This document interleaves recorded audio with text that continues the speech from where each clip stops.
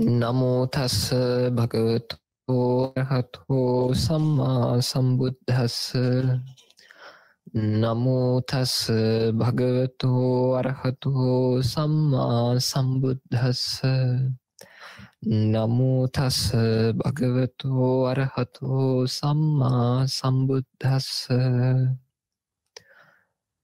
සදහවත් පින්වත්නි, අද පටිච්ච සමුප්පාදයේ 10 වෙනි දේශනාව අල්ලලා වරුකුන්දේ මහා ස්වාමීන් වහන්සේගේ 10 වෙනි දේශනාව අල්ලලා සිදු කරන්නේ දෙන දෙවැනි විචාරක දේශනාව. මෙතෙක් කාලයක් අපි කතා වුණා පටිච්ච සමුප්පාදයත් පටිච්ච සමුප්පන්න ධර්ම ගැනත්, ඒ වගේම පටිච්ච සමුප්පාදයේ මූලික හරය බවට පත්වෙච්ච නාමේත් රූපේත් වටරවුමයම සම්බන්ධයෙන්ුත්, ඒ වගේම ද්වේතාවයත් මැදත් ද්වේතාවෙනුත් මැදිනුත් නිදහස් වීමත්, සොඳුරු හුදකලාවේ ඇලුණු පුද්ගලයා ගැනත් මුනිවරයා ගැනත්, ඒ වගේම ගිය සතියේ අපි කතා කරන්නට යෙදුණා කර්මයත් කර්මයේ සමුදයත් කර්ම නිරෝධයත් කර්මය නිරුද්ධ කරන ප්‍රතිපදාවත්. ඉතින් එතනින් ඉදිරියට අද ශ්‍රවණය කරමු. කොටසින් කොටස අපි විචාරය සිදු කරන්න බලාපොරොත්තු වෙනවා. දවසක් ශරත් නුවරට පිණ්ඩපාතය ඇතුල් වෙලා කර්මනා කරනවා. ශරත් නුවරට පිණ්ඩපාතය ඇතුල් වෙන දැන් කල් වැඩි, මම යන්න ඕන මේ පොට්ටපාද පරිබ්‍රාජකයන් මල්ලිකාරාමයට පොට්ටපාද පරිබ්‍රාජක හමු වෙන. ඊළඟම අදහස් කරලා බුදුරජාණන් වහන්සේ ඒ දිශාවට වඩිනකොට පොට්ටපාද පරිබ්‍රාජකයා ඒ වෙලාව වෙනකොට බොහෝ තැන්වලම සඳහන් වෙනවා යන්නේ තීර්ථකින් පිළිබඳව. අර ඒ පරිබ්‍රාජක පිරිස එක්ක ධර්මානුකූල නොවන දෙකස් කතාවෙන් යුක්තව උස්හඬින් හඬ නගමින් කතා කරමින් හිටියා. පොට්ටපාද පරිබ්‍රාජක ඈත ගෙමදෙකල භාග්‍යතුන් වහන්සේ වඩිනවා. තමන්ගේ පිරිස නිහඬ කළා. භවත්නි, නිහඬ වෙන්න ඔන්න භාග්‍යවත් ශ්‍රමණ ගෞතමයන් වහන්සේ වැඩම කරනවා. උන්වහන්සේ නිහඬියාව ප්‍රිය කරන කෙනෙක්, නිහඬියාවට වර්ණනා කරන කෙනෙක් කියලා කිව්වහම ඔන්න පිරිසක් නිහඬ වුණා. බුදුරජාණන් වහන්සේ කෙනෙක් වැඩම කළා. එනකොටම පොට්ටපාද පරිබ්‍රාජකයා ස්වාගතම් කියලා පිළිගත්තා. වඩින්න භාග්‍යතුන් වහන්සේ බොහොම කාලෙකින් මේ පැත්තට ආවේ කියලා උස්සාසනයක් බුදුරජාණන්සේට පනවලා බුදුරජාණන් වහන්සේ වැඩ ගුණාට පස්සේ මිත්‍ය ආසනයක ඉඳගත්තා. ඉඳගත්තා බුදුරජාණන් වහන්සේ පොට්ටපාද පරිබ්‍රාජකයන් අහනවා, පොට්ටපාද මං එන වෙලාව වෙනකොට ඔබ හැම මොකද්ද කොයි විදිහ කතාවකද යෙදලා හිටියේ? එතකොට පොට්ටපාද පරිබ්‍රාජකය කියනවා, භාමිනී භාග්‍යතුන් වහන්සේ එබඳු කතාවල් භාග්‍යතුන් වහන්සේට අහන්න දුර්ලභ නෑ. ඒ කතාව තිබී ඒවා කියනෝනේ වෙන මාතෘකාවක් මතු කරනවා. මොකද්ද? ඊටම වැදගත් මාතෘකාවක්. ස්වාමීනි, මේ පහුගිය දවස්වල කුතුහල ශාලා නමිති ඒ කාලේ ඔය ආණ්ඩෙට මොකුත් විවිධ සමන බ්‍රාහ්මණීන්ට එකතු වෙලා රැස්වීම පවත්වන්න ඉඩ තිබුණු කුතුහල ශාලාවේ රැස්වුණු ශ්‍රමණ බ්‍රාහ්මණ පිරිස අතර මෙන්න බෙමඳු කතාවක් මතු වුණා. කෙසේද අபிසඤ්ඤා නිරෝධය වෙන්නේ? අபிසඤ්ඤා නිරෝධය කියලා කියන්නේ පින්වතුනි, සංඥාවේ ඉහළ මට්ටම් නිරුද්ධ වීම කෙසේ වෙන එකක්ද කියලා.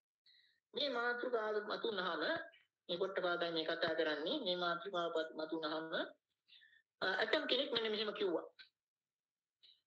අයතු අපච්චය කියන්නේ හේතු ප්‍රත්‍ය කිසිවක් නැතිවයි සංඥාව පුරුෂයෙකු තුළට ඇතුල් වෙන්නේ පිට වෙන්නේ. සංඥාව ඇතුල් වුණාම මේ පුද්ගලයා සංඤී වෙනවා, පිට වුණාම අසංඤී වෙනවා. ඔන්න එක්කෙනෙක් එක කොල්ලක් කියාපු මත.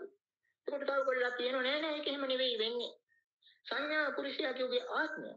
ඒ ආත්මය ඇතුල් වෙනවා, පිට වෙනවා. ඇතුල් වෙන අවස්ථාවේ මේ පුද්ගලයා සංඤී වෙනවා, පිට වුණාම අසංඤී වෙනවා. ඔන්න ඒගොල්ලෝ කියන අபிසඤ්ඤා නිරෝධී. ඔන්න ඊළඟ තුන්වෙනි කොල්ලක් කියනවා.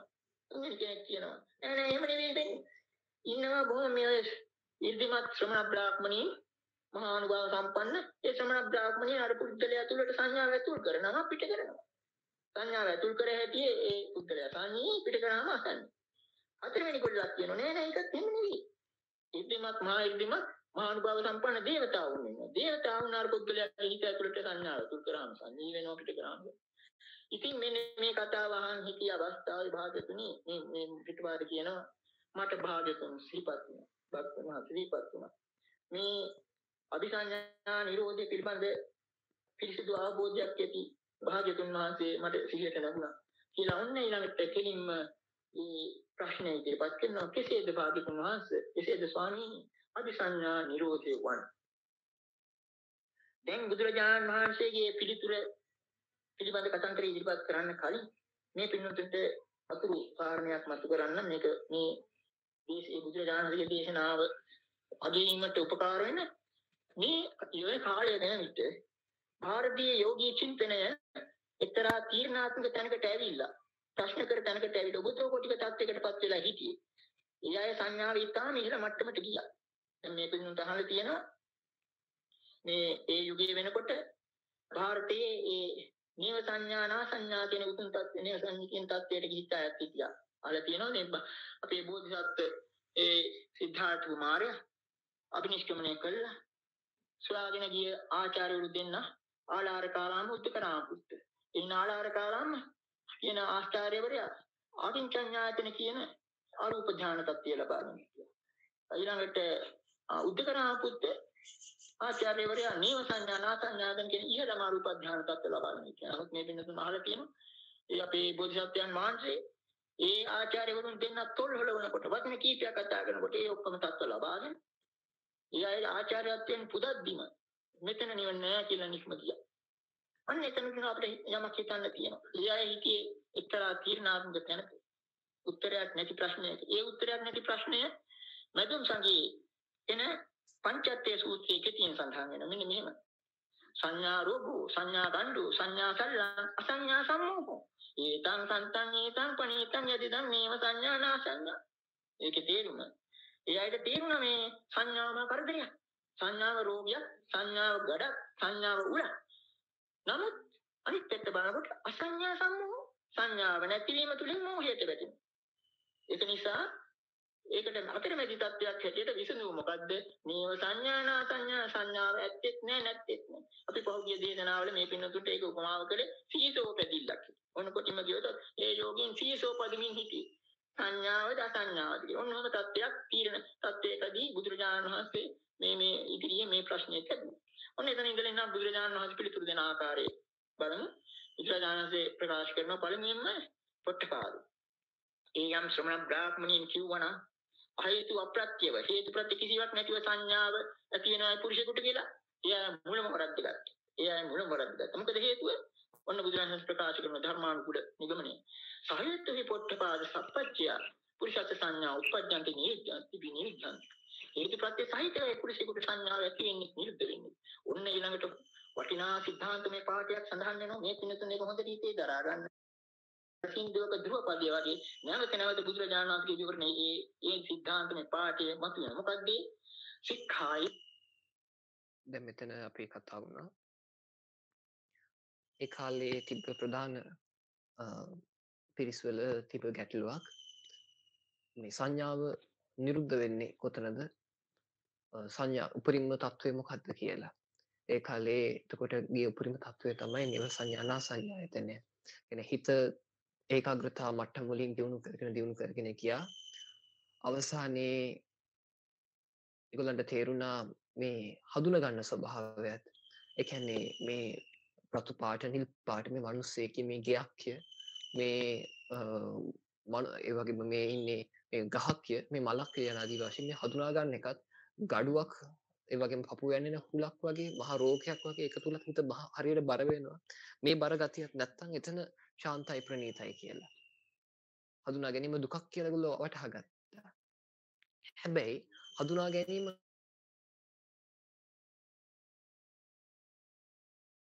තනක් හඳුනා ගැනීම නැත්තම් හඳුනා ගැනීම නැහැ කෙනෙක් ගැඹුරු නින්දේ එක්ක මැරිලා.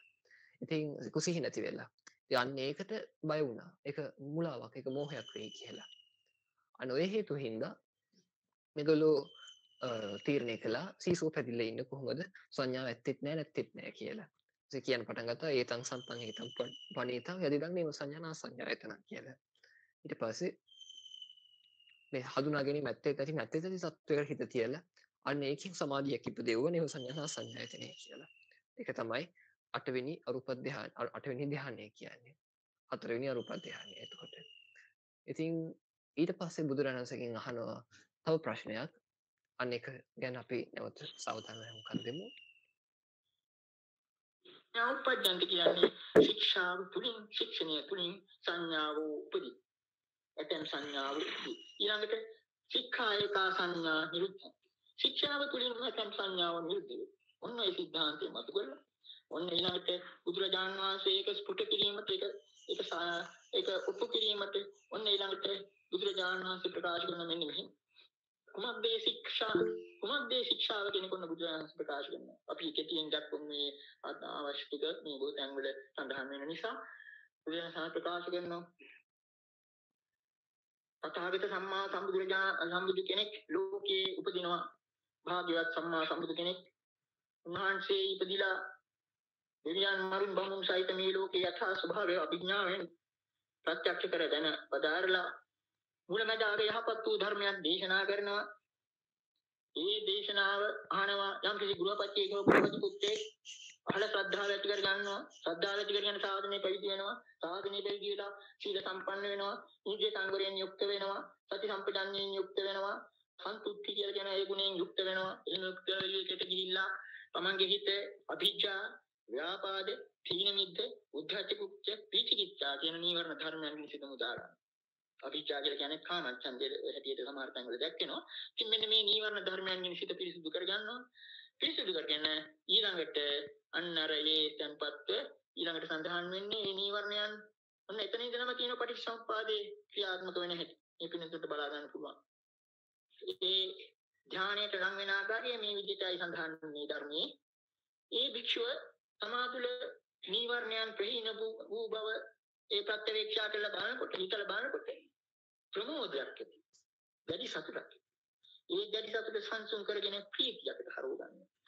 ප්‍රීතිය කිසිතේ කය සංසුන් වෙනවා. ප්‍රීතිමත් සිත ඇති නිසා සංසුන් වූ කය තුළින් සියුම් සුවයක් විඳිනවා.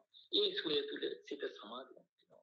එතකොට ඊළඟට මේ භික්ෂුව පිළිබඳව බුදුරජාණන් ප්‍රකාශ කරන්නේ මෙහෙමයි. ඒ භික්ෂුව කාමයන්ගෙන් අකුසල ධර්මයන්ගෙන් සිත මුදාගෙන විතර්ක විචාර සහිත විවේකයෙන් හටගත් ප්‍රීති සුඛයේ ඇති ප්‍රථම ඥානයට සමින වාසය කරනවා. ඔන්න එතෙන්දී අර ආයතන සිද්ධාන්තයේ මතු කරන බුදුරජාණන් වහන්සේ ඒ වික්ෂුවගේ කලින් යම් කාම සංඥාවක් තිබුණා නම් ඒ නිරුද්ධ වුණා අර ශික්ෂණය තුලින්. ඒ වෙනුවට විවේකජ ප්‍රීති සුඛ සුඛම සත්‍ය සංඥා කියලා කියන ප්‍රථම ඥානයට අයිති ඒ කාමයන්ගේ නිවර්තියෙන් කියලා කියන විවේකයෙන් හටගත් ප්‍රීතිය සුඛය ඇති සියුම් සත්‍ය සංඥාව ඇති කියලා කියන සංඥාව ඒ වික්ෂුව තුල තියෙනවා. ඔන්න ආයිත හවුරු කරන බුදුරජාණන් වහන්සේ අර පාඩයෙන් ඒවම්පි සික්ඛායකා සංඥා උප්පජ්ජಂತಿ සික්ඛායකා සංඥා නෙවි. මෙසේම මෙන්න මේ පොට්ටපාද මේ විදිහට තමයි ශික්ෂාවේ නැතම් සංඥාවන් උපදින්නේ. නැතම් සංඥාවන් නිරුද්ධ වෙන්නේ. ඔන්න එතනදී නැවත අපි කතා වුණා කලින් සංඥාව හේතුවක් සමහරු කියන ගත සංඥාව කියන හඳුනා ගන්න ස්වභාවය හේතුවක් නැතුවම ඇති වෙන හේතුවක් නැතුවම නිරුද්ධ වෙනවා කියලා. සමහරු කියන ගත්ත සංඥාව කියන එක දෙවියෝ දාලා තියෙනවා. ආයි දෙයයන්ට ඕන වෙලාවට ඒක ගන්නවා කියලා. යන ආදි වශයෙන් බොහොම අමුතු විදිහ අදහස් තිබ්බා. ඒ බුදුරණන් වහන්සේ දෙනවා උත්තරයක් මේ ශික්ෂාව අනුව හික්මෙන්නේ යම් ආකාරයකට අන්න ඒ අනුව තමයි මේ හඳුනා ගැනීම කියන දේවල් තියෙන්නේ කියලා. නිකන් බොහොම ඕලාරික විදිහට බැලුවත් අපිට අපි ඉගෙන ගන්න දේවල් අනුව තමයි අපි හඳුනා ගැනීම තියෙන්නේ. ඉතින් මෙතනදී ගැඹුරකට අපි නැවත එනවා මෙන්න මේ ධ්‍යාන තත්ත්ව ගැන කතා කරනවා. මොකද මෙතනදී මතක් කරන්න තියෙන සුවිශේෂී කාරණාවක් තමයි මේ සමතය එහෙම නැත්නම් මේ ධ්‍යාන ගැන සම්මා සමාධිය කියලා මේ හතරවෙනි ධ්‍යානය දක්වා බුදුරජාණන්සේ පැහැදිලි කරන්නට හේතුව වෙන්නේ උදාහරණයකට මේ කේන්ති යන ස්වභාවය ආසාවල් ඇති වෙන ස්වභාවය රාගය ඇති වෙන ස්වභාවය සාමාන්‍ය මනුෂ්‍ය ස්වභාවයක්. ඒ වගේම සමහරක් වෙලාවට ඒක ඒ කියන්නේ ශාරීරික හෝ මානසික අවශ්‍යතාවයක්. හැබැයි මේවයින් හිත නිදහස් කරගන්න සිද්ධ වෙනවා මේ ඒ කියන්නේ මේවා පැත්තකට දාලා Tamanට ඇත්ත තිසටියෙන් දකිමින් මේ ආශ්‍රව ෂය කරන ප්‍රතිපදාව වඩන්න සිද්ධ වෙනවා. මේක නිකන් සිද්ධ කරන්න හරි අමාරුයි. කොච්චර අවබෝධය තිබ්බත් ඒ අවබෝධය තුළ රඳා පවතින තියෙන අමාරුකමක් තියෙනවා. සමහරක් වෙලාවට මේ ශාරීරික වශයෙන් එක්ක රාගයකට එහෙම නැත්නම් ද්වේෂයකට පොළඹවන එක්ක මානසික වශයෙන් නුරුස්සන ගතියකට එහෙම නැත්නම් රාගයකට පොළඹවන ගතිය තියෙන්න පුළුවන්. අන්න මේවා ජය ගන්න යට සිද්ධ වෙනවා මේ කාම සංඥාව දුරු කරලා හිත පවත්වන්න පුළුවන් විදිහේ තව සංඥාවක් මොකක් හරි දෙයක් උපදවා ගන්න මුලින්ම. අන්න ඒකට භාවිතා කරන්න පුළුවන් මේ ප්‍රථම ධානය. එතකොට සිද්ධ වෙන්නේ මොන විදිය දෙයක්ද? මුලින්ම දැන් සාමාන්‍යයෙන් කාම සංඥාවක් ඇති වෙන්න හේතුව එක්කෝ නිදහසේ ඉන්නවා එහෙම නැත්නම් වැඩක් නැහැ මේවා ඔස්සේ හිතට මේ සිතුවිලි එනවා. මේ විදිහට හඳුනා ගන්නවා. සුබ විදිහට හඳුනා ගන්නවා. සාර විදිහට හඳුනා ගන්නවා. මේ හඳුනා ගැනීම මත හිත මේකත් එක්ක ගහගෙන ලොකු ශක්තියක් ඇති වෙනවා. මේකෙන් වැළකෙන්න හිතෙන්නෙම නැහැ, මතක් වෙන්නෙම නැහැ. ඒක වෙතන ප්‍රබල ශක්තියක් තියෙනවා ඒවත් එක්ක ගහන් යන්න. හැබැයි මේක නවත්තලා මේක ගැන දැනෙන්නේ නැතුව මේක දැනෙනව නොදැනෙනවා වගේ ජීවත් වෙන්න හැකියාව ඇති කරගන්න නම් ඊට වඩා සැපක් තියෙන්න ඕනේ.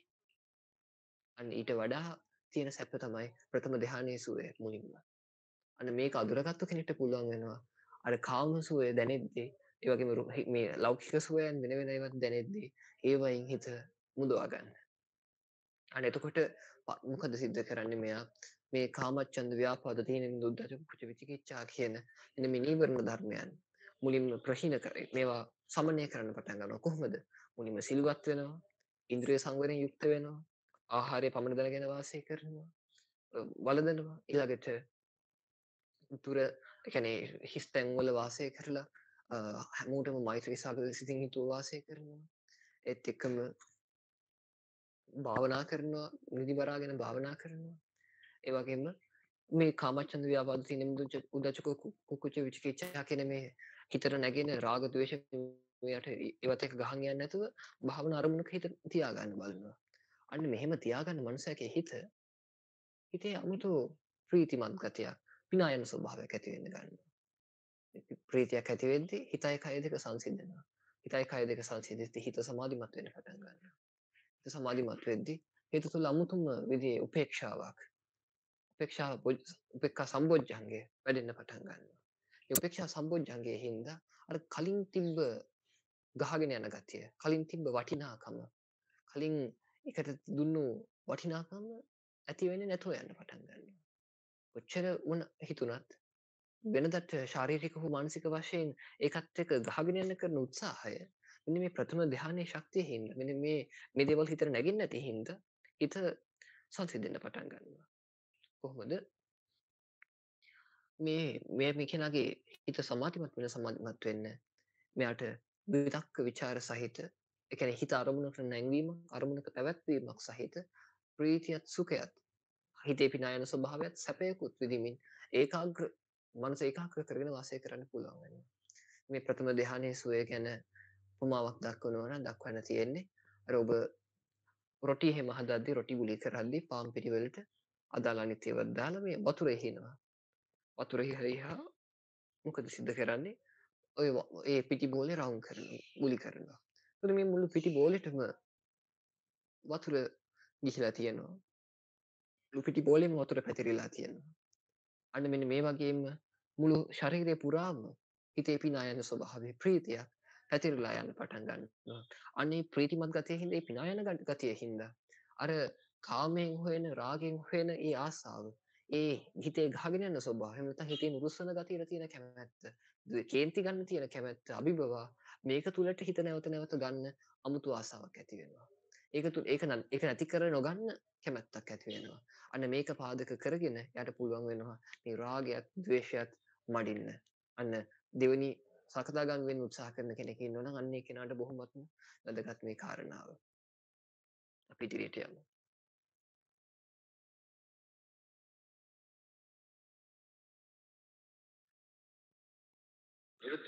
ඔන්න ඊළඟට දෙවෙනි ධානයට යන්නේ නැති. කෙටියෙන් සලකා ගන්න මේ පින්නක. එතකොට ඊළඟට කියන්නේ කොටිකුත් බසනම කියලාත් ඇති. ඊළඟ ඒක ගොරෝසු පැත්ත ප්‍රථම ධානය නැවත නැවත පුදු කරනකොට ඒ යෝගියාට තේරෙනවා එතෙන් අංග ගොරෝසු රල් වැටියට ඒව තමයි ඔන්න පළමුවෙන්ම විතක්ක විචාර. ඒක නිසා දෙවෙනි ධානයේදී කරන්නේ විතක්ක විචාර සංසිඳීමෙන්. ඒ වෙනුවට සමාධියෙන් හටගත් ප්‍රීති සුඛයක් මතු කර ගන්නවා. එතකොට මේ වික්ෂුව පිළිබඳව වන බුදුරජාණන් වහන්සේ ප්‍රකාශ කරන්නේ මේ වික්ෂුවට කලින් තිබුණු විවේකජ ප්‍රීති සුඛ සුඛම සත්‍ය සංඥා කියන එක. විවේකයෙන් හටගත් ප්‍රීති සුඛය ඇති ප්‍රථම ධානය පිළිබඳ සංඥාව නිරුද්ධ වෙනවා. ඒ වෙනුවට සමාධියෙන් හටගත් සමාධිත පීත සුඛං සුගම සත්‍ය සංඥා. සමාධියෙන් හටගත් පීත සුඛය පිළිබඳ සියුම් සංඥාව තියෙනවා. ඒවම්පි සික්ඛා උප්පන්නන්ති ඒවම්පි සික්ඛා නිරෝධ. මේ විදිහටයි එක ශික්ෂාවකින් එක තත්ත්වයක් එක සංඥා මට්ටමක් අතහැරින්නේ එක සංඥා මට්ටමකටපත් වෙන්නේ. ඔන්නෝම කියලා. ඔන්න ඊළඟට තුන්වෙනි ධානය. ඒකෙදි කෙටියෙන් සලක ගන්න. එතෙන්දි තියෙන්නේ ඒ විශ්වයට තේරෙනවා ප්‍රීතිය කියන එකත් ගුරුස් වෙයි. එතකොට ඊළඟට මේ ප්‍රීතිය ඉවත් කිරීමෙන් ඊළඟට එතන කියන්නේ උපේක්ඛා සුඛ. අමුතු විදිහේ උපේක්ෂා සුඛයක් විඳිනවා තුන්වෙනි ධ්‍යාන අවස්ථාවේ. එතකොට මේ වික්ෂුව පිළිබඳව කියනවා ඒ උපේක්ඛා සුඛ සුකුම සත්‍ය සංඥා. අර කලින් තිබුණ සමාධිජ ප්‍රීති සුඛ සුකුම සත්‍ය සංඥාව නැති වෙනවා. ඒ වෙනුවට ඒක නිරුද්ධ වෙනවා. ඒ වෙනුවට උපේක්ඛා සුඛ සුකුම සත්‍ය සංඥා කියන ත්‍ෘත්‍ය ධ්‍යානයට අයිති ඒ සංඥාව ඒ වික්ෂුවට ඇති වෙනවා. ඒ සංඥාව ඇති වෙනවා ඒ පිළිබඳව සංඤී වෙනවා. ඒක දැනගන්න. ඔන්න ඊළඟට කියනවා ඒ ත්‍ෘත්‍ය ධ්‍යානයේ තියෙන ඒ සැප දුක දුක් දුම්නස් ඔක්කොම ඉවත් කරලා ඊටමත්ම සීකත් වඩා සියුම් වූ අදුක්ඛම සුඛ සත්‍ය සංඥා ඒක මත කරගන්න චතුර්ථ ධ්‍යාන අවස්ථාව. ඒ වික්ෂුව පිළිබඳව කියවෙන්නේ අර කලින් තිබුණ උපේක්ඛා සුඛ සුගම සත්‍ය සංඥාව නිරුද්ධ වෙනවා. ඒ වෙනුවට අදුක්ඛම සුඛ නොදුක් නොසුව සියුම් සත්‍ය සංඥාව ඇති වෙනවා. ඔන්න එතකොට ඒ වෙනකොට හතරවෙනි ධ්‍යානයට ඇවිල්ලා. ඔන්න ඊළඟට ඒ රූප ධ්‍යාන. ඔන්න රූප ධ්‍යාන සමතික්‍රමණය කරන හැටි ඊළඟට දැක්වෙනවා. ඒ වික්ෂුව රූප සංඥාවන් ඉක්මවීමෙන් රූප සංඥාවත් එක්ක යන පටිඝ සංඥාව කෙලවර කිරීමෙන් ඒ එක්කම යන නානත්ව සංඥාව විවිධත්වය පිළිබඳ සංඥාව මෙනෙහි නොකිරීමෙන් අනන්ත ආකාශය අනන්තයි. ආකාශය අනන්තයි කියලා ඒ නිමිත්ත අරගත්තු ආකාශ අනන්ත ඡායතන සමාපත්තියට සමවැදෙනවා. එතකොට මේ වික්ෂුව පිළිබඳව තියෙන ධර්මතාව පටිච්චසමුප්පාද ධර්මය අනුව දෙකන ඒ වික්ෂුවට කලින් තිබුණා. රූප සංඥාව නිරුද්ධයි. ඒ වෙනුවට ආකාසානං ඡායතන සුකුම සත්‍ය සංඥා. ආකාසානං ඡායතන පිළිබඳ සියුම් සත්‍ය සංඥාවක් ඒ වික්ෂුවට ඒ වෙනුවට. ඊළඟට එතන ඉඳලා ඔන්න ඊළඟට ඒ අරූප ධානය වශයෙන් කියන පළවෙනි එක. ඊළඟට කියනවා ඒ වික්ෂුව ඒ ආකාසානං ඡායතනය ඒකත් ඉක්මවලා ඒ ආකාශයේ යමුණු විඥානය අනන්තයි කියලා විඥානං ඡායතනයට පත් වෙනවා. පත් වුණාම මේ වික්ෂුව පිළිබඳව වෙනස දක්වන්නේ කලින් තිබුණු ආකාසානං ඡායතන සුකුම සත්‍ය සංඥාව සියුම් සත්‍ය සංඥාව නිරුද්ධ වෙනවා. ඒ වෙනුවට අන්න අර විඥානං ඡායතන සුකුම සත්‍ය සංඥාව මතුවෙනවා. ඒවම්පි එතනත් බුදුහාමුදුරු පෙන්වනවා නැවත ඒවම්පි සික්ඛායක උපජ්ජන්ති ඒවම්පි සික්ඛා නිරුද්ධං. එසේ මෙන්න මේ විදිහට පොත්පාද ශික්ෂාවෙන් එක් සංඥා මට්ටමක් නිරුද්ධ වෙන්නේ උපදින කියලා විදිහට ඊළඟට ඔන්න ඊළඟට එනවා අමුතු අවස්ථාවක්. ඊළඟට මේ වික්ෂුව විඥානං ඡායතන නවල කිසිවක් නැත කියලා කියන නැත්තිකින් කියන ඒක නිමිත්ත කරගෙන ඊටාත්ම සියුම් වූ ආකින්චඤ්ඤායතනයටපත් සමාපත්තියටපත්. මේ වික්ෂුව පිළිබඳව මෙන්න මෙහෙමයි සඳහන් වෙන්නේ. කලින් තිබුණ විඥානං ඡායතන සුකුම සත්‍ය සංඥාව නිරුද්ධයි. ඒ වෙනුවට ආකින්චඤ්ඤායතන මේ පිළිබඳ සුකුම සත්‍ය සංඥාව වික්ෂුවට ඇතිවෙන ශික්ෂාව තුළ ඔන්න එතන ඉඳලා තියෙන අමුතුම සංදිස්ථානයක් එක. ඉතින් සඳහන් කරොත් දැන් පින්නතුන් අහලත් ඇති අන්න දැන් ඔය අරූප ධාන නේව සංඥානා සංඥා කියන තිබුණාට මොකද? ඒක සියුම් වැඩි විදර්ශනාවට පාදක කරගන්න. ඒක නිසා නමුත් ආකින්චඤ්ඤායතන තමයි මධ්‍යස්ථාන. එතන ඉඳලායි නේව සංඥානා සංඥාකට අධිෂ්ඨාන කරනවනම් එහෙම නැත්නම් නිරෝධයටපත් වෙනවා. ඔන්න එතකොට නේව සංඥානා සංඥායතනේ ඒ සීසෝ පැදිල්ල වෙනුවට මේ වික්ෂුව කරන ඒ චින්තනයේ තාමත්ම වටිනවා. හොඳට මතක තියාගන්න. මේ වික්ෂුව එතකොට මේ අපේ මේ ශාසනය යන වික්ෂුව යෝගීන් වගේ මේ වික්ෂුවන්යන්ට කල්පනා කරනවා. එහෙම. ආකින්චඤ්ඤායතන සංඥා දක්වලා තියෙන ශාසනයේ සංඥාග්ග කියලා. මොකද ලෞකික සංඥාවල කෙරවලයි. නත්තිකින්චි ඒක තමයි ලෞකික සංඥාවල කෙරව. එතකොට ඒකට ඒ සංඥාග්ග නාමය ලැබෙනවා. ඔන්න සංඥාග්ගේ සිටියා වූ ඒ වික්ෂුවට මෙන්න මෙහෙම හිතෙනවා.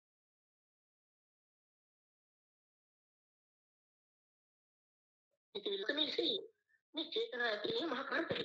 චේතනා නැති කරම හොඳයි කියලා එලංකේ මම ඉතින් චේතනා අபிසංස්කාරය ඇති කරනවා. චේතනාවත් සංස්කාරයක් නේ. චේතනා සංස්කාරය ඇති කර ගන්නවා නම් මේ ඇති වුණු සියුම් සංඥාව නිරුද්ධ වෙනවා. ඒ වෙනුවට ඕලාරික ගොරෝසු සංඥා ඇති වෙන්න පුළුවන්.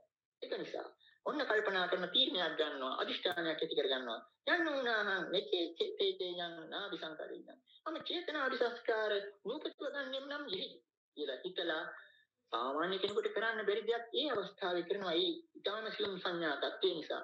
සෝ නචේව චේතේති නාභි සංස්කරෝති. ඊම වික්ෂුව චේතනා කරන ඇති කරන්න ගත්තේ නෑ. අභිසංස්කරණය කරන්නේ නෑ. එතකොට මොකද වෙන්නේ? ඔන්න බුදුරජාණන් කියනවා. ඒ වික්ෂුවට අර කලින් තිබුණා සංඥාදන සංඥාව නිරුද්ධ වුණා. ඒ වෙනුවට වෙන සංඥාවක් මතුනේ නෑ. ඒ වෙනුවට මොකද්ද වුනේ? සෝ නිරෝධං පුසති. ඒ වික්ෂුව නිරෝධය ස්පර්ශ කළා. අන්න එතකොට උනා ඒ විස්තර ඉවර කළ බුදුහාමුදුරුවෝ දක්වන්නේ බුදුරජාණන් වහන්සේ මෙන්න මේ වාක්‍යයෙන්. ඒවන්ති පොට්ටපාද අනුකුබ්බාදි සංඥා නිරෝධ සම්පජාන සමාපatti හෝති. මාදික වාක්‍යය. ඒක විග්‍රහ කරලා තේරුම් ගන්න වෙනවා. මෙසේ පොට්ටපාද අනුකුබ්බාදි සංඥා නිරෝධ සම්පජාන සමාපත්තිය වෙන්නේ. අනුකුබ්බ කියන්නේ අනුපිළිවෙල. අபிසංඥා කියන එක අපි කිව්වා ඒ සංඥාවේ උසස් මට්ටම. අනුකුබ්බාදි සංඥා නිරෝධ. ඒක නිරෝධය කිරීම පිළිබඳ සම්පජාන සමාපත්තිය. සම්පජඤ්ඤයෙන් යුක්තව කරන සංවැදීම සිදුවන්නේ මේ ආකාරයට. මේ අනුකුබ්බ කියන වචනේ ගැන පොඩි අටුවාවක් දුන්නොත් මේ අවස්ථාවේ දැන් මේ ශාසනය ඉතාම වටිනා වචනයක් ප්‍රතිපදාව පිළිබඳව අනුකුබ්බ කියන එක දැන් වල දැකලා තියෙන ඉතින් තුනහලේ අනුකුබ්බ සික්ඛා, අනුකුබ්බ කිරියා, අනුකුබ්බ ප්‍රතිපදා. මේ ශාසනය තුළ තියෙන්නේ අනුපිළිවෙලින් යන ශික්ෂණයක්, අනුපිළිවෙලින් යන ක්‍රියාපටිපාටියක්, අනුපිළිවෙලින් යන ප්‍රතිපදාව. ඒක අනුකුබ්බ කියන වචනේ තුළ තියෙන පටිච්චසමුප්පාද. හිතලා බලන්න පරිපෙලක් ගැන එකින් එකට ඒක නෙවෙයි අනුකුබ්බ. ඉතින් ඔන්න අනුකුබ්බාදි සංඥා. ඒකෙන් නිරෝධයෙන් ඒ විදිහට අනුපිළිවෙලින් ගිහිල්ලා අන්න අර මහා පුදුම විදිහේ දැන් මේ පින්නතුන්ට අපි කියාපු ඩිංගපුත් මතක් කළොත් ඒක මේ සූත්‍රේ නැත. මේ ඇතැම් පින්නතුන් දන්නවා අපි අර නාම ධර්ම ගැන කියනකොට වේදනා සංඥා චේතනා පස්ස මනසිකාර ගැන කිව්වයි කියලා. දැන් මේ සංඥාවේ මේ වේදනා සංඥා වේදිත නිරෝධයනේ. ඒකට වේදනා සංඥා වලින් නිරුද්ධ වෙන එකට මේගොල්ලන්ට ප්‍රශ්නයක්. මේ අන්න සංඥාව අතාරින්න බය. උලාවේට ඇටි කියලා. හේතුව මොකද? සංස්කාරයේ ඉල්ලලා කියන නිසා. ඒ සංස්කාරයේ හඳුන්වන්නේ එතෙන්දී චේතනා නමින්. අන්න ඒකයි මෙතන කියන්නේ. පොඩි අර භික්ෂුව ගත්ත ඒ තියෙන තුල මට චේතනා ඕනේ සංස්කාර ඕනේ කියලා හිතුව තුල ඊළාට වෙන්නේ මොකද්ද? නිරෝධය ස්පර්ශ කරනවා. රූපය ඔක්කොම ගිහිල්ලා ඉවරයි. ඔන්න ඒකපට හිතාගෙන නාම ධර්මයන් වලින් හිතා ගන්න. ඔක දිගට කියන්න බෑ ඉවර නෑ. ඒ ටික තවුන්ගත් සූත්‍රයේ තියෙන නිසා අන්න ඒ ටික හිතා ගන්න. ඒකට මේක මහා පුදුම විදිහට ශාසනයේ දැන් අනික එකෙක් තිබුණ ඒ යෝගීන්ගේ දර්ශනයක් අපේ බෞද්ධ දර්ශනයක් මධ්‍යම ප්‍රතිපදාත්මක පටිච්චසමුප්පාදයේ උඩයන් දර්ශනයක් අතර වෙනස ඔය නින්ගෙන් වටහා ගන්න.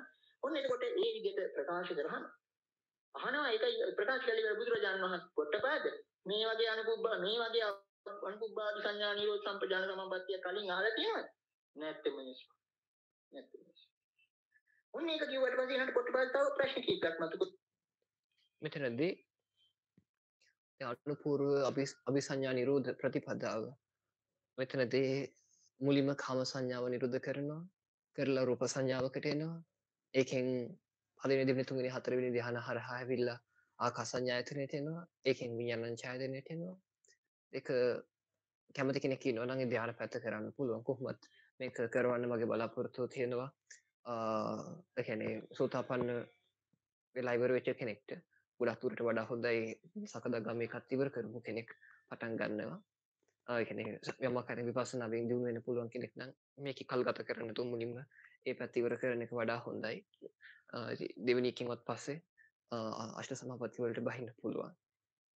එතකොට සිද්ධ කරන්න තියෙන්නේ මෙයාගේ හිත ඒ කියන්නේ එයාට පුළුවන් වෙනවා නීවරණ වල ඒ කියන්නේ යම් භවනා අරමුණක් ඇතුවත් පුළුවන් යම් කාලයක් යද්දී නැතුවත් එකපාරම හිත ප්‍රථම ධ්‍යානෙට ගන්න පුළුවන්.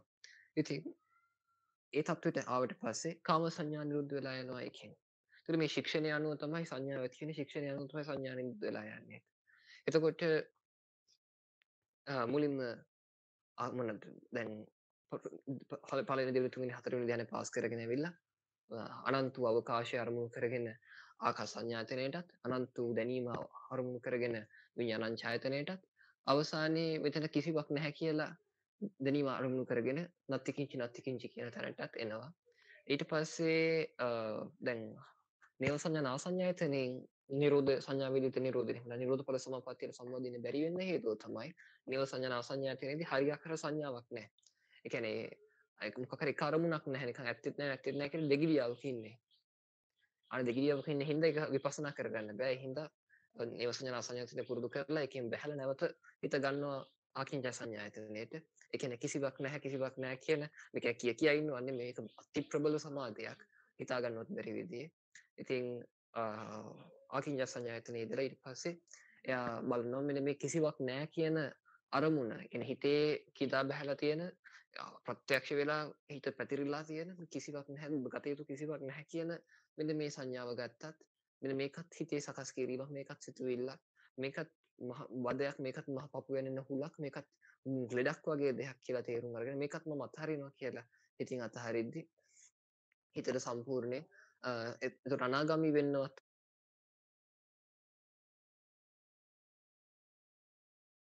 එක්ක අනාගාමී වෙන්න ඕනේ අනෙත් එක්කම ඒක අත්හරිනවත් එක්කම හිත ඒ කියන්නේ අර මැරිලා නැගිට්ට වගේ කලින් අධිෂ්ඨාන කරලා වාඩි වෙන්නේ කාල සීමාව දවස් 7ක් ඇතුළත කාල සීමාවක් අධිෂ්ඨාන කරන්න පුළුවන්. එයාට පුළුවන් වෙනවා ඒ කාලේ මැරිලා නැගිට්ට වගේ නැගිටින්න. ඒ කියන්නේ සම්පූර්ණයෙන්ම සිහි නැති වෙලා අදාළ කරපු අධිෂ්ඨාන කරපු කාල සීමාවේ නැවත සිහිය එන මට්ටමකට ගන්න පුළුවන්. අන්න ඒකට කියනවා නිරෝධ ඵල සමාපත්තිය කියලා. මතක තියාගන්න.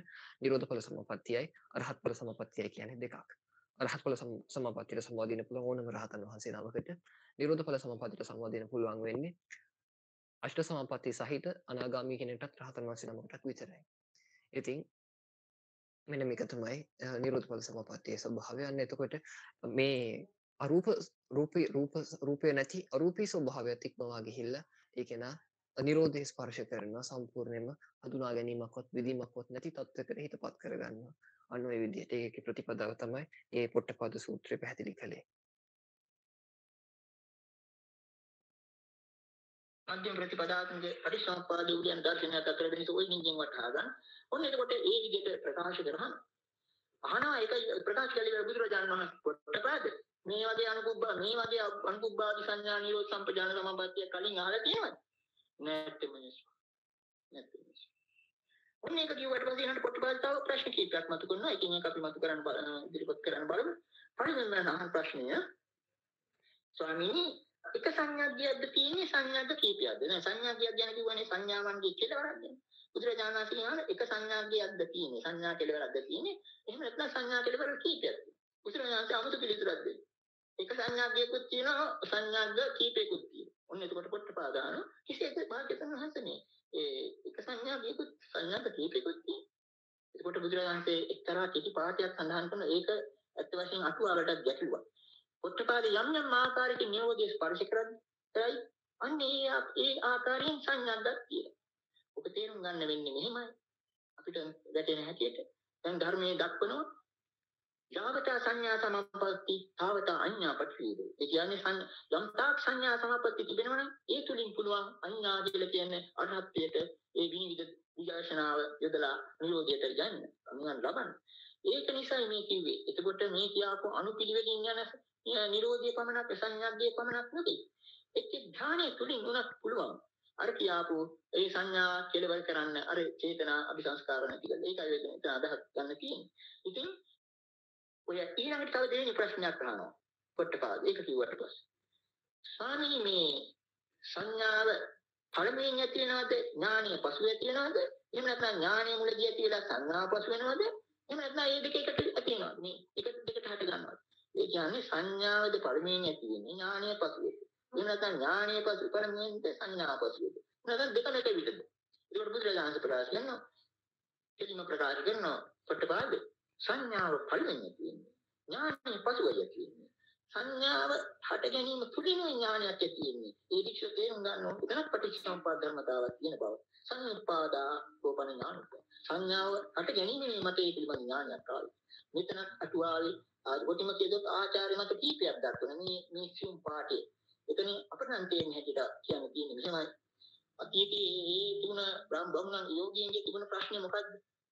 සංඥාව මුක්ත දෙයක් හැටියට හිතාගත්ත එක්ක ආත්මය කිව්වා එක්ක නැත්නම් කවුරුත් ඇතුල් කෙන දෙයක් කියලා හිතුවා ඒ වෙනකොට බුදුරජාණන් වහන්සේ මෙන්න මේ සූත්‍රයේ තවත් වටිනා වචනයක් සඳහන් වෙනවා යම් අවස්ථාවක වික්ෂුවක් සකසන්නේ කියලා කියන්නේ තමන්ගේ සංඥාව ඒක වෙන්නේ සති සම්ප්‍රදාන වෙන කියන්නේ සම්පදාන කියලා පොඩ මුල ඉඳලා යන්නේ සම්පදාති සම්පදාන්නේ කියලා ඒ නිසා අර ගුඪ සංකල්ප වලට ආත්ම වලට තැනක් නැහැ ඒ වෙනකොට මොහොතින් මොහොත අර පටිච්චසමුප්පාදය අනුව යන්නේ කියන එක තේරෙනවා මෙතන ග්‍රහණය කරන්න දෙයක් නැහැ. පරිපලක් නම් ඉන්නවා වගේ. අන්න ඒකයි එතකොට ඒක. මේ සංඥාව සහ ඥානය පිළිබඳ කතන්දරේ කියන්නේ. ඒ දැන් හැම විදිහටම කියනවා ඒ සූත්‍රයේ එහෙනම් මේ පින්වත්තුන්ට දැනගන්න ඉවත් වුණා. පළවෙනි එක ගැන කිව්වේ විවේකජ පීති සුඛ සුඛම සත්‍ය සංඥාවති විවේකජ පීති සුඛ සුඛම සත්‍ය සංඥාවති. ඒ වචන දෙකම බුදුහාමුදුරේ සංඥා සහ සංඤී කියන දෙක. ඒ කියන්නේ සංඥාව ඇති වුණා සංඥාව ඇති වුණ බව දැන ගැනීම තමයි සංඤී කියන්නේ. ඔන්න ඕකයි ඔය. එතකොට ඥානෙ ඇති වෙන්නේ. දැන් සංඥාව ඇති වුණා සංඥාව ඇති වෙන බව නොදැනීම නෙවෙයි. ඒක සම්පතන්නේ තියෙන නිසා දැනගන්නවා. ඒකයි මෙතන කියන ඥානෙ. නමුත් මේක නොයෙකුත් විදිහට අටුවාවේ එක එක විද්‍යාචාර්යන් අපි දක්වන ඒවා ගැන ඉතින් පිටට යන්න ඕනේ නෑ. මේ ඔන්න එතකොට ඒ ප්‍රශ්නෙත් ඒවා. එතනින් ඉවර නෑ පුට්ටපාදගේ ප්‍රශ්න. ඊළඟට අහන ඊට වැඩි දරන ප්‍රශ්න. ස්වාමීනි මේ සංඥාව පුරුෂයෙකුගේ ආත්මයද එහෙම නැත්නම් සංඥා වෙන එකක්ද ආත්මය වෙන එකක්ද කියන එකද නියම තත්ත්වය. ඔය ගැටළු ප්‍රශ්නයක් වෙනකින් අහනවා. ඒ කියන්නේ සංඥා පුරුෂයෙකුගේ ආත්මයද එහෙම නැත්නම් සංඥා වෙන එකක්ද ආත්මය වෙන එකක්ද? කොහෙවත් නැති ආත්මයක් මේ ඇතුළට අරගෙන. අර පුරුදු මොකද මේ තාම සක්කාය දිට්ඨිය තියෙනවනේ. ඒ ආත්මයක් ගැන කියුනේ නෑනේ. ඉතින් ඒකයි මේ බුදුරජාණන් සුද්ධිපත් කරන ප්‍රශ්නේ. ඒ බඳු ප්‍රශ්න හරි උපතෝකෝටික වගේ ඒ ප්‍රශ්න වලට කෙලින් උත්තර දෙන්න ගියොත් අමාරු වෙන්නේ. ටිකකට හිතන්න පොඩි නිදර්ශනයක් කලින් අපි කියාපුවා. කිසිදාක මත්තෙන් නොබිව්ව කියදුවේ උසාවියේදී මේ නීතිඥයට ඕනකම් තියෙනවා. මෙයා මත්තෙන් බිව්ව කෙනෙක් හැටියට. කෙටියෙන් උත්තර දෙන්න. කෙලින් ඔව් හෝ නෑ හෝ කියන්න කියලා මිනිහගෙන් අහනවා. ප්‍රශ්නකා දැන් මත්තෙන් තාමත් මත්තෙන් බොනවද? එහෙම නැත්නම් මත්තෙන් බිම නවත්තලා. ඔකට ඔව් කිව්වත් නෑ කිව්වත් අමාරු වෙනවා. අන්නේ වගේ ප්‍රශ්නයක් මේ බුදුරජාණන් හමුවේ. එතකොට බුදුරජාණන්සේ ප්‍රශ්නෙට අහුන්නේ නෑ. ඒ වෙනුවට මොකද්ද කළේ? හරි පුදුම වැඩක් එතනදී බුදුරජාණන්සේ කළේ. කුමක්ද පොට්ටපාද ආත්මය කියන්නේ? මේ ආත්මය කියන වචනේ කිව්වනේ. ඒකට බුදුරජාණන් වහන්සේ ඒකට දෙන්නේ නිර්වචනයක්. ඒ බුදුරජාණන්සේට ආත්ම සංකල්පයක් නෑ. ඔය ආගද්දුම ආදී සූත්‍ර වල බුදුරජාණන්සේ ප්‍රකාශ කරන ආත්මය කියන සංකල්පය කේවල පරිපූර්ණ බාලද තනිකර මෝඩ අදහසක්. ඒ ලෝකයේ ඉඳලා ඉන්න බුදුරජාණන්සේට ආත්ම කතාවක් නෑ. මේ පොට්ටපාදයි ඒක අටුවාවලිටත් වඩා බරපතල මේ පොට්ටපාද පරිබ්‍රාජකට සමහර විට ගැරහීමක් වෙන උපමාවකුත් දෙනවා අටුවාචාරින් වහන්සේලා. හරියට ඒක අපි කියන්නේ ඌරෙක් අරගෙන හොඳට තරදලා නාවලා සුවඳ අවිනෝන් කළා නකරාට පස්සේ ඌර ආයමත් ගිහිලා අසුචි කොටේ රකින්නවා වගේ පොට්ටපාද පරිබ්‍රාජකයා මේ තරම් බුදුරජාණන් වහන්සේ පිළිවෙලින් සංඥා මට්ටම් යන හැටි දක්වලා තියෙද්දි ආයි කියලා ආත්ම දෘෂ්ටියට බයි. අමුතු බුදුරජාණන් වහන්සේට උත්තර දුන්නේ මෙහෙම. ඉස්සර කිව්වා ආයි මොකද්ද ඔබ ආත්මය හැටි සැලකන්නේ? ඔන්න එතකොට උත්තරවාදට උත්තර දෙන්න වෙනවා. ඔබට කියන්නේ පටිපුච්ඡා ව්‍යාකරණීය ප්‍රශ්න කියලා. සමහර ප්‍රශ්න කියනවා සමහර ඒවාට කෙලින්ම උත්තර දෙන්න පුළුවන්. සමහර ඒවාට අර විදිහට ප්‍රශ්න අහලා පිරිසුදු කරගන්න ප්‍රශ්න. මොකද්ද කියන්නේ කියන ඒ විදිහ එකක් නේ. ඒකට මොකද්ද ආත්මය කියන්නේ? ඔන්න පොට්ටපාද ඒකට නිර්වචනයක් දෙනවා. මම කියනවා ආත්මය ඕලාරික රූපී චතර මහා භූතයන්ගෙන් සමන්විත බලු ආහාර අනුභව කරන එකක් කියලා. කොටින්ම කියොත් මේ ශරීරයේ සාමාන්‍ය තත්ත්වයයි ඒක පොට්ටපාදයේ එතෙන්දී ආත්ම හැටියට ගන්න. අපිට බුදුරජාණන් ප්‍රකාශ කරනවා පොට්ටපාදයේ ඒක නම් ඔබේ ආත්මය ඒ ඔබ කියන ආත්මය වෙන එකක් මං කියන මේ සංඥාව වෙන එකක්. මොකද හේතුව? ඔන්න දක්වනවා. මං කියන මේ කියන සංඥාවේ තියෙන්නේ මේක මේ විදිහේ ධර්මතාවක්. ඒකා සංඥා. ඒ ඕක කතාව කෙසේ වෙතත් සත්‍යය මේකයි. ඇතැම් සංඥාවෝ උපදී ඇතැම් සංඥාව නිරුද්ධ වේ. එහෙම නැත්නම් මෙන්න මෙහෙම කියන. අඤ්ඤාව සංඥා උප්පජ්ජಂತಿ අඤ්ඤාව සංඥා නිරුද්ධಂತಿ. ඒ විදිහට කියන. අඤ්ඤාව සංඥා උප්පජ්ජಂತಿ අඤ්ඤාව සංඥා නිරුද්ධಂತಿ කියන්නේ එක් සංඥාවන් කොටසක් ඇතුල් වෙනවා වෙන සංඥාවල් නිරුද්ධ වෙනවා. මේක හරි ගැඹුරු කාරණයක්. මොකද ඒ කියන මොහොතක් පාසා වෙනස් වෙනවනේ. එතකොට අපි ටිකකට හිතමු ප්‍රථම ධානයටපත් වුණු අවස්ථාවේ තියෙන සංඥාව නොවේ ඒක ඉක්මනට තව අවස්ථාවේ තියෙන චිත්තනේ තුලින් වෙනස් වෙනවානේ. අන්න ඒකයි මේ කියන්නේ. කොට අඤ්ඤාව සංඥා උප්පජ්ජಂತಿ අඤ්ඤාව සංඥා නිරුද්ධಂತಿ කියන එක සිංහලට නැගුවා කියන්නේ එක සංඥා මට්ටමක් ඇති වෙනව වෙන සංඥා මට්ටමක් නැති වෙලා යනවා. ඒක තුල ආත්ම කතාවකට ඉඩක් නැහැ කියන එක. ඔන්න ඒකට පොට්ටපාද කියනවා නෑ මම කියනවා මේ ආත්මය මනෝමය කියලා. මනෝමය මුළු අංගපසංගය ඉන්ද්‍රිය ඇති ඒ කියන්නේ අර රූප ධානය තත්ත්වයෙන් හඳවන්නේ. ඒගොල්ලන්ගේ සංකල්පය. ඒකයි මම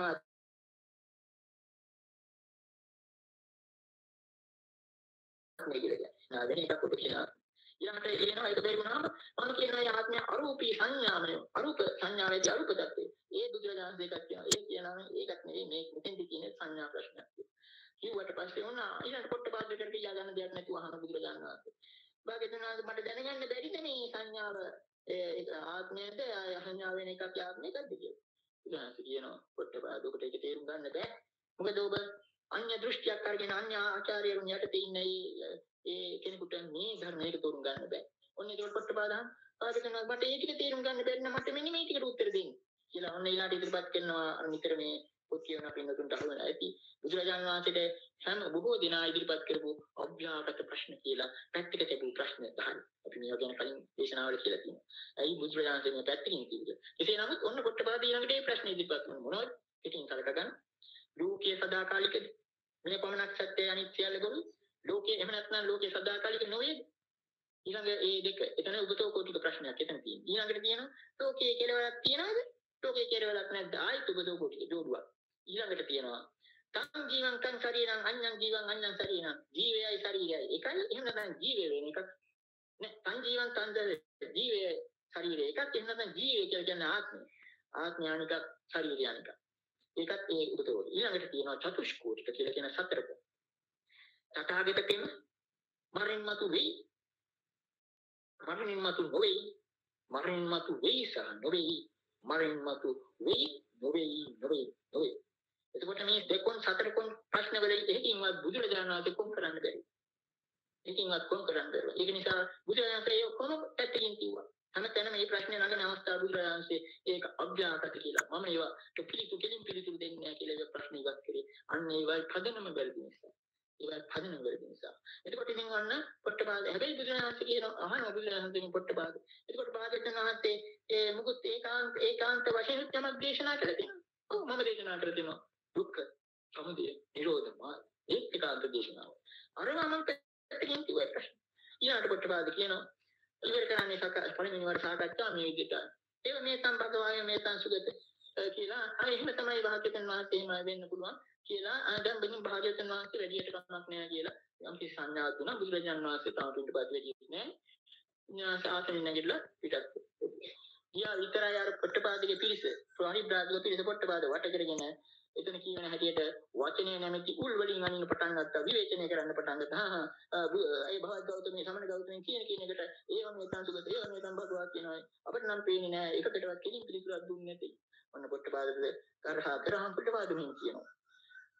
මට තේින්නේ ඒකාන්ත පිළිතුරු දුන්න බවක් ඒ අභ්‍යාගත ප්‍රශ්නවලට. නමුත් ශ්‍රමණ ගෞතමී සත්‍ය වූ ප්‍රතිපදාවක් දේශනා කරන ධර්ම න්‍යාමතාවක් මතකල දෙනවා. ඒක නිසා කෙසේද මාවැනි නුවණ ඇත්තේ ඉබඳු ඒවා කියනකොට මම ඒවා අනුමෝදන් නොවී ඉන්නේ කොහොමද? අන්න එතකොට අපි මේක ජවනිකාවක් කියන්නත් නරකයි. ඒ සාකච්ඡාවරේ එතන ඉඳලා. ඔන්න එතන ඉඳලා යන තවත් එකක් සිද්ධ වෙනවා. ඒ සූත්‍රයේ සඳහන් ඊළඟට මෙහෙම. එතනදී නැවතත් කතා වෙන ගත්තා. අව්‍යාකට ප්‍රශ්න 10 ගැන කතා කරොත් ලෝකය සදාකාලිකද ලෝකය සදාකාලික නැද්ද? එහෙම නැත්නම් තථාගතයන් වහන්සේ මරණින් මතු ඉන්නවද නැද්ද? ඉන්නෙත් වේ නැත්තේත් වේද? එහෙම නැත්නම් ඉන්නෙත් නොවේ නැත්තේත් නොවේද කියන මේ ආදී මේ ප්‍රශ්න වලට උත්තර නොදෙන්න හේතුව තථාගතයන් උදාහරණයකට තථාගතයන් වහන්සේ මරණින් මතු වේද නොවේද කියන අහන ප්‍රශ්නේදී උත්තර නොදෙන්න හේතුව තථාගතයන් වහන්සේ මරණින් මතු නොවේ කියලා උත්තර දුන්නොත් සිද්ධ වෙන්නේ මොකද්ද? තථාගතයන් වහන්සේ කියලා කෙනෙක් දැන් ඉන්නවා කියලා ඒ දෘෂ්ටියට වැටෙනවා. ඒක තුල අල්ලගෙන මේකල ප්‍රශ්න නගන්න පටන් ගන්නවා. මොකද පදනම වැරදි. මේ මොහොතේ තථාගතයන් වහන්සේ කියලා කෙනෙකුත් නැහැ. ඊළඟට මේ ලෝකය සදාකාලිකද නැද්ද කියන එකට උත්තර නොදෙන්න හේතුව මොකද? බුදුරජාණන් වහන්සේ ධර්මයේ නිතරම හඳුන්වන්නේ මේකලෝ මේ කියන ලෝකයක් ගැන නෙමෙයි. මේ මොහොතේ සදායතන එකතු වීමක් හින්දා ඇති වෙලා නැති වෙලා යන දැනීමක්. දැනීම කියන ලෝකයක් ගැන. අනේ මේ පදනම් වැරදි හින්දා උත්තර දී ගන්න බැහැ. උත්තර දුන්නොත් වෙන මොකක් හරි එකක් අල්ලගන්නේ. අනේ හින්දා බුදුරජාණන් වහන්සේ මේ අව්‍යාකට ප්‍රශ්න 10 හැමෝම පැත්තකින් තියෙනවා. කොච්චර ඇහුවත් ඒකට උත්තර දෙන්නේ නැහැ. නෑ අනිත් අය කරන්නේ ඔය වගේ ප්‍රශ්න අරගෙන ඔයාට එක එක්කෙනාගේ මත කිය තර්ක කරනවා. ඉතින් දැන් තේරෙනවා ඇති. එතකොට දැන් තථාගතයන් වහන්සේ මරණින් මතු නැහැ කියලා කිව්වොත් තථාගතයන් වහන්සේ දැන් ඉන්නවා. දැන් ඉන්න තථාගතයන් වහන්සේ මරණින් මතු නැහැ කියලා කිව්වා. තථාගතයන් වහන්සේ කියලා කෙනෙක් දැනුත් නැහැ. සකස් කිරීම හටගන්නේ සකස් කිරීම නැති වෙයි කියලා බුදුරජාණන් වහන්සේ දේශනා කරේ. ඒ කියන්නේ ආහාර හේතුවෙන් කයක් දෙකට වෙනස් වෙවි තියෙනවා. ඒ වගේම ස්පර්ශ වෙන දේවල් හින්දා වේදනා රාශියක් ඇති වෙ නැති වෙවි යනවා. ඒ වගේම ස්පර්ශ වීම රාශියක් හින්දා හඳුනා ගැනීම රාශියක් ඇති වෙ නැති වෙවි යනවා. ස්පර්ශ වීම් රාශියක් හින්දා ඒ කියන්නේ ඇති වෙන චේතනා කීපයක් ඇති වෙ නැති වෙන දැන් බුදු කෙනෙක්ට නම් තියෙන්නේ සුද්ධ වූ සංස්කාර. ඒ කියන්නේ හිතලා විතරයි උපදව ගන්න පුළුවන් සිතුවිලි. ඉබේ සිතුවිලි හටගන්නේ නැහැ. හිතලා ඇති කරගන්න සුද්ධ වූ සංස්කාරය